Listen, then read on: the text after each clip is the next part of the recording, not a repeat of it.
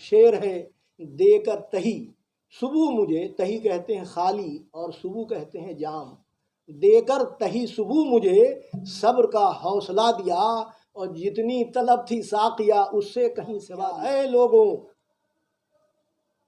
ऐ बंगाल वासियों, पिछली assembly election में लेफ्ट के लोग भी थे और कांग्रेस के लोग भी थे, लेकिन वोट बांटा नहीं गया था।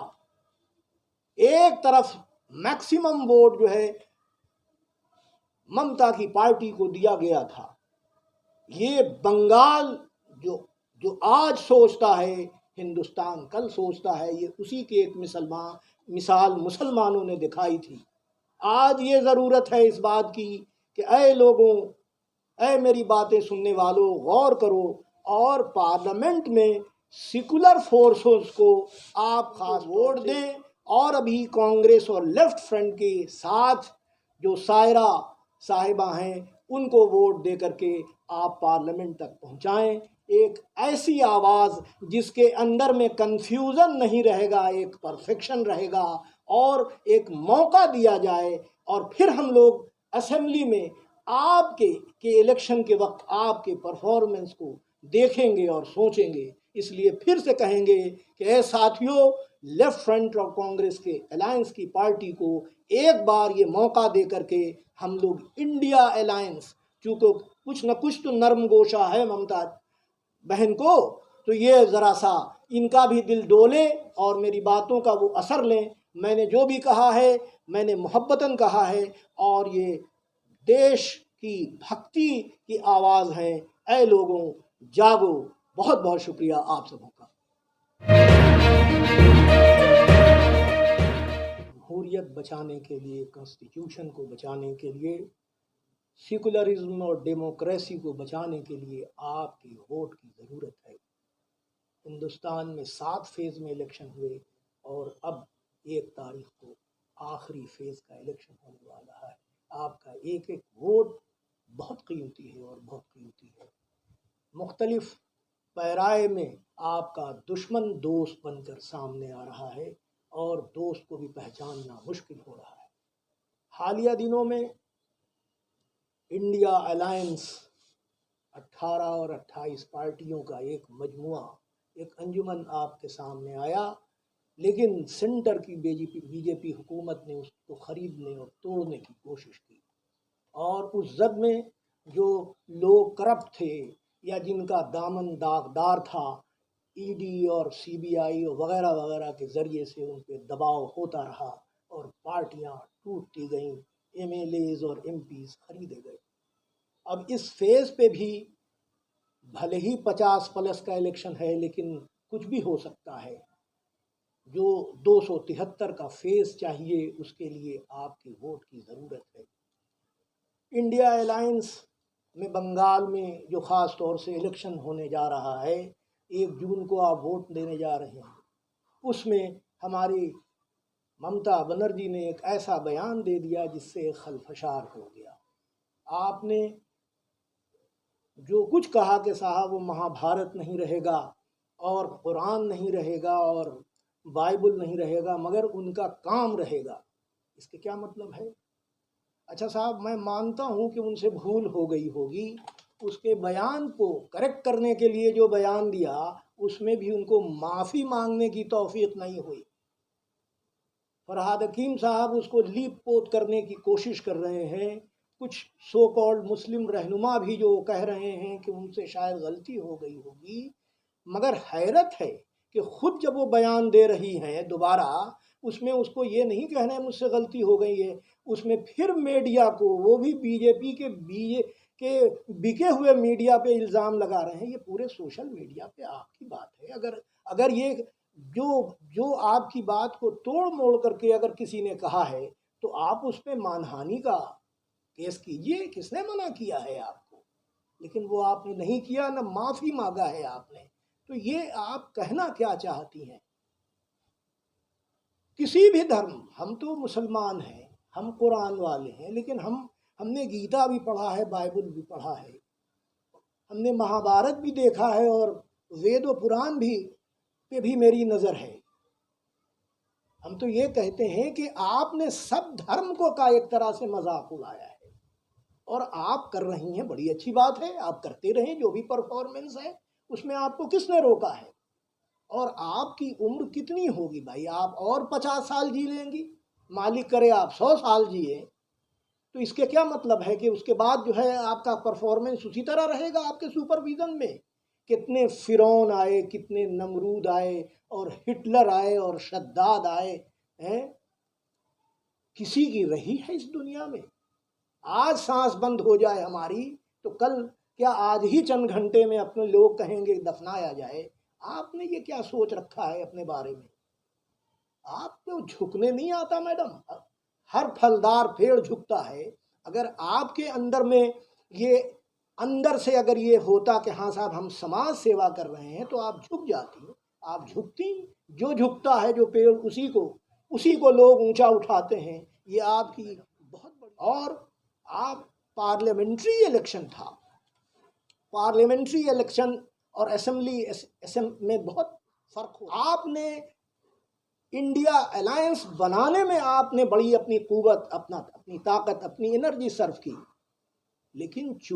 लेकिन फिर आप जो है एक तरह से धोखा ही दे रही हैं कि आप हैं भी और नहीं भी हैं। एक बयान आपका आया था कि हम सेंटर में अगर जाएंगे तो ये साहब अधीर रंजन चौधरी नहीं होना चाहिए जो बंगाल के कांग्रेस के चीफ हैं, और सीपीएम नहीं हो।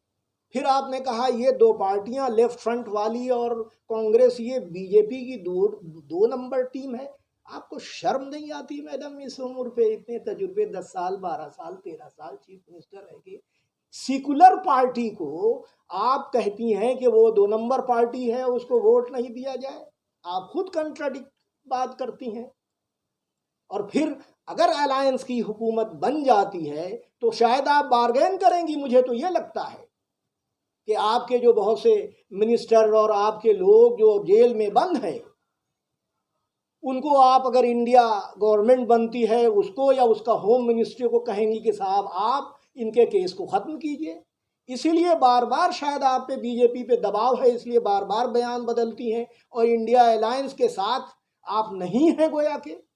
अरे अगर अलायंस कर लेती हैं आप कांग्रेस से, 5-7 सीट दे देती, उनकी पार्टी भी मिलके अगर इलेक्शन लड़ती, तो आपको मोहब्बत करने का सेकुलर फोर्सेस से एक गोल्डन अपॉर्चुनिटी मिलता। लेकिन आपने उसको ठुकरा दिया अपने अहंकार से। गलतियां हर पार्टी से हुई हैं। लेफ्ट फ्रंट के अंदर में भी जो लोगों ने अगर उसे हटाया, उनकी अपनी गलतियां हुई। आपको मौका दिया गया तो आप भी उसी रास्ते पे, जैसे बीजेपी अपोजिशन खत्म करो और कांग्रेस खत्म की बात करती है, उसी तरह आप भी उसी तरह अहंकार में हैं कि साहब ये अपोजिशन को खत्म करो। जब कॉन्स्टिट्यूशन पे बात आ गई है, तब आप सोचिए कि उसको, जो सेकुलर फोर्सेस हैं, जो अलायंस बना था, उसको आप मजबूती देती। लेकिन आपने अपने लोगों के बचाव के चलते, बीजेपी के दबाव में जो बहुत सी पार्टियां हिंदुस्तान की और स्टेट्स की गिरती गईं, आप भी डर डर के, सहम के, सेकुलर होते हुए भी सेकुलर चीज़ों को आप कुचल देती हैं और पीछे छोड़ देती हैं। ये सामने की बातें हैं मैडम। धनखड़ साहब जो गवर्नर थे यहाँ के, उनको कितना बेइज्जत किया आपके लोगों ने। और जो गवर्नर होता है स्टेट का, उसको चांसलर होता है, चांसलर के पोस्ट से हटा दिया। शायद इंडिया में किसी स्टेट में किसी गवर्नर की इतनी बेइज्जती नहीं होगी। चलिए ये आपका पॉलिटिकल ऑब्जर्वेशन था, मगर वही जब वाइस प्रेसिडेंट के लिए बीजेपी की गवर्नमेंट ने प्रपोज किया, तो आप वोट में वहाँ से वॉक ओवर कर दिया। यानी कि आपने इनडायरेक्टली अपने वोट्स के क्रंच को घटा करके आपने सपोर्ट दिया। सिटीजन अमेंडमेंट एक्ट के सिलसिले से भी जब बीजेपी ने लाया था, आपके लोगों ने पार्लियामेंट से वॉकआउट किया था। उस वक्त भी आपने बायकॉट करके आपने उसको सपोर्ट दिया था। और आज जो यहां से खड़ी हो रही हैं माला राय साहिबा, इन्होंने डिटेंशन कैंप जो आसाम में मुसलमानों को बर्बाद करने के लिए सो कॉल्ड के बांग्लादेश से आया है और मरते रहे लोग, जो डिटेंशन कैंप बनाया गया। ऑफिशियली पार्लियामेंट में गूगल्स पे मौजूद है कि उन्होंने सवाल किया कि डिटेंशन कैंप के बारे में इंफॉर्मेशन दिया जाए, और ये है मौजूद कि ज़मीन है कहीं पर बंगाल में, और उसके सिलसिले से अंदर अंदर आपकी बीजेपी से बात हो रही है और बाहर बाहर आप ये कहती हैं कि हम इसके खिलाफ हैं। तो यानी कि आपके अंदर में विल पावर की कमी है, आपके अंदर अपने ही डिसीजन को बराबर फ्लिकरिंग फ्लक्चुएशन आपके अंदर वही डोमिनेट करता है। You don't stand on your own words. आपके हुकूमत बनने से पहले बड़ा एजिटेशन हुआ, नैनो कार बनने के सिलसिले से टाटा वाले बेहतरीन बना रहे थे, बुद्धदेव भट्टाचार्य साहब के दौर में, सीपीएम के दौर में। आपने उसको खेती की जमीन कही इसमें नहीं होना चाहिए था, बड़ी अच्छी बात है साहब, लेकिन उसकी फैक्ट्री तो खत्म हो गई, हजारों करोड़ उसके बर्बाद हो गए। कलेजा उसका था कि उसने बर्बादी को अपने बर्दाश्त कर लिया, मगर आप खेती की जमीन आज तक वो दे सकें? और उसी वक्त लेफ्ट फ्रंट की हुकूमत ने ये जो कहा था कि ये ज़मीन के लिए ये जो आवाज़ उठा रही हैं, ये ज़मीन दे नहीं पाएंगी टेक्निकली। आज तक आपकी ये 12-13 साल की हुकूमत में क्या वो खेती की ज़मीन आप लोगों तक पहुंचा सकी? शायद नहीं। मेरा आप पार्लियामेंट में जो टोटल जो भी अपोजिशन था, डिफरेंस ऑफ आइडियोलॉजी की बुनियाद ही पे तो दूसरे बहुत सी पॉलिटिकल पार्टीज होती हैं, आपने ये साथ न दे करके गोया के आप बदनाम करती हैं, कांग्रेस हो के लेफ्ट हो, आप ही की मजबूरी है कि आप बीजेपी की तरफ बढ़ती हैं और बढ़ रही हैं। अजब क्या है कि अगर हंग पार्लियामेंट हो जाए और आपके पास अगर 20-30 हो जाएं एमपीज, तो अजब क्या है कि आप अपने एमपी एमएलए के ऊपर जो करप्शंस के एलिगेशंस लगे हुए हैं उसको वॉश आउट करने के लिए या राइट ऑफ करने के लिए आप आउटसाइड से ही सपोर्ट दे देंगी, ऐसा लगता है। इसके पूरी समाज में इस बात का को बयान किया जा रहा है, आपका कोई ठिकाना नहीं है। मैडम आप तो अटल बिहारी वाजपेयी जब prime minister Bharatiya Janata party की, तो आप रेलवे मिनिस्टर थी, आपने काम किया रेलवे के डेवलपमेंट के लिए। ये मेट्रो बहुत से एक्सटेंशन में आपके परफॉर्मेंस पे उंगली नहीं उठा रहा हूँ, आपके करप्शंस जो आपके जरिए से हो रहे हैं मोहल्ले टोले में, मैं उस पर उंगली उठा रहा हूँ। और उस वक्त 23 पार्टियां थी, 23 पार्टीज का जो चेयरमैन था, जो कन्वेनर था, वो जॉर्ज फर्नांडिस था, ट्रेड यूनियन का लीडर था। मैं उससे मिला हूं, एक बार नहीं कई बार। पूरी टीनियोर में अटल बिहारी वाजपेयी और बीजेपी और इस अलायंस के हेड के जॉर्ज फर्नांडिस में कोई डिफरेंस नहीं था और चला लिया साहब बेहतरीन। ये और बात है, वो बीजेपी अलग थी और आज की बीजेपी मोदी है, इसकी आइडियोलॉजी बेसिक प्रिंसिपल से अलग है। इसमें वो भी वही तसव्वुर करते हैं कि अपोजिशन को हटाओ।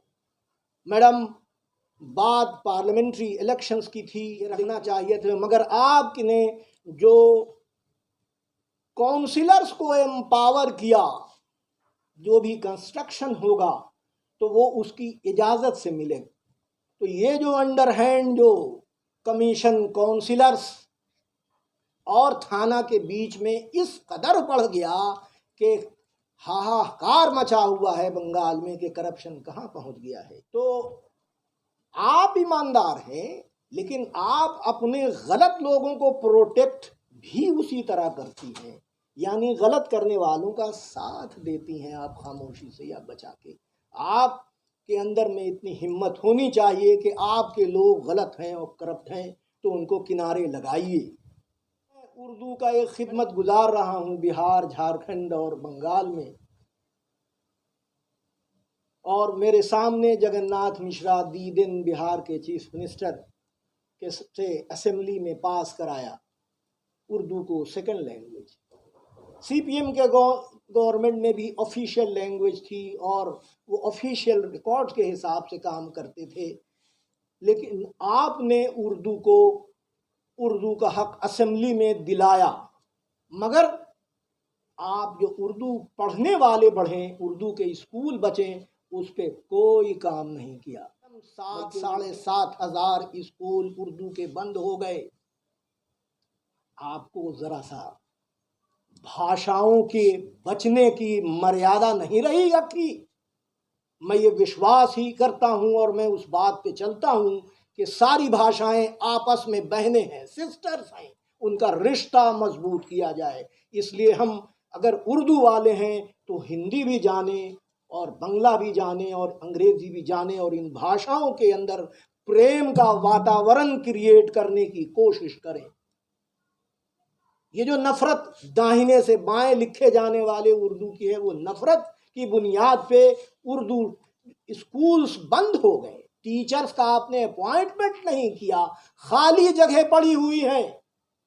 आपको सीखना था तो केजरीवाल से आप सीखती कि उसने गवर्नमेंट के स्कूल को दिल्ली में कहां से कहां पहुंचा दिया।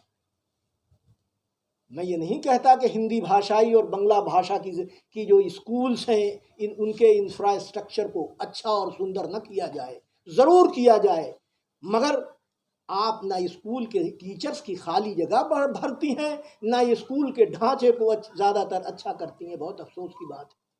और अभी 1 साल हो गए, WBCS में बंगला पेपर में एग्ज़ाम आपको देना होगा। आपको उर्दू वाले के लिए जो प्रिविलेज था, आपने उसको इम्प्लीमेंट कर दिया। किसी ने कहा कि बंगला पखो एक ऑर्गेनाइजेशन है, उसकी तरफ से ये जोर दिया गया है। मैडम, आप ज़रूर बंगला भी जाने लो, लेकिन इसके क्या मतलब है कि एक बैच इम्प्लीमेंट करके आपने उर्दू से जो WBCS में क्वालिफाई कर रहे थे लोग, 14-15 लोग आते थे, उनका हक मार दिया आपने। कभी गौर किया कितनी बड़ी गलती कर रही मैडम आप? 3 साल पहले मैडम ये पुलिस सर्विसेज में हिजाब पहन करके आने वाली लड़कियां, उनको हिजाब पे में जाने से, एंट्री से रोक दिया। लोगों ने प्रोटेस्ट किया, आपने आज तक उस पर एक्शन नहीं लिया कि जो अगर हिजाब पहन करके जो लड़कियां आएंगी अगर एग्ज़ाम देने के लिए, तो वो उनको ज़रूर जाने दिया जाएगा। उस पर काम नहीं हुआ। यही नहीं, उसमें जो प्रोविज़न्स थे, कुछ पेपर्स जो इंग्लिश में कम से कम सवाल होगा या उर्दू में होगा, वो ऑप्शन भी आपने ख़त्म कर दिया। तो आपके नारे में खोखलापन नहीं है तो और क्या बात। आज आपकी ज़रूरत थी कि इंडिया अलायंस को कॉन्स्टिट्यूशन बचने के लिए और देश में सेकुलर फोर्सों को बचने के लिए आप एक साथ आती, लेकिन आप किसी को पसंद नहीं करती हैं। यहाँ तक कि जो मिजाज मोदी का है, अपोजिशन फ्री नहीं, उन पे कोई इंटरनल कमेंट करे बेटरमेंट का तो वो उसको पसंद नहीं करते। तो आपके पार्टी के लोग भी आपको यही कहते हैं कि मैडम को सलाह कौन देगा, वो जलील कर देगी। ऐसी सिचुएशन पे आपसे क्या कहूँ, जो मैडम हो रहा है आज लगभग 8 महीने से मैं सड़क पे आया हूँ। मैंने बहुत सी मीटिंग को प्रेजाइड किया है। हमारे लेफ्ट फ्रंट के वालों ने सड़क पे आए, कांग्रेस वाले आए। मैंने बहुत जगह आपके लोगों को, जो आपके वर्कर्स हैं, आपके मेंबर्स हैं, हमारी जुलूसों में, प्रोटेस्ट के जुलूस में शरीक नहीं हुए हैं वो लोग। शायद आपके तरफ से एक इशारा था कि तुमको प्रोटेस्ट में शरीक नहीं होना है। तो कैसी मोहब्बत है आपको जालिमों पे आवाज़ उठाने के सिलसिले से। मैडम, आज ये देखते हुए मैंने आपसे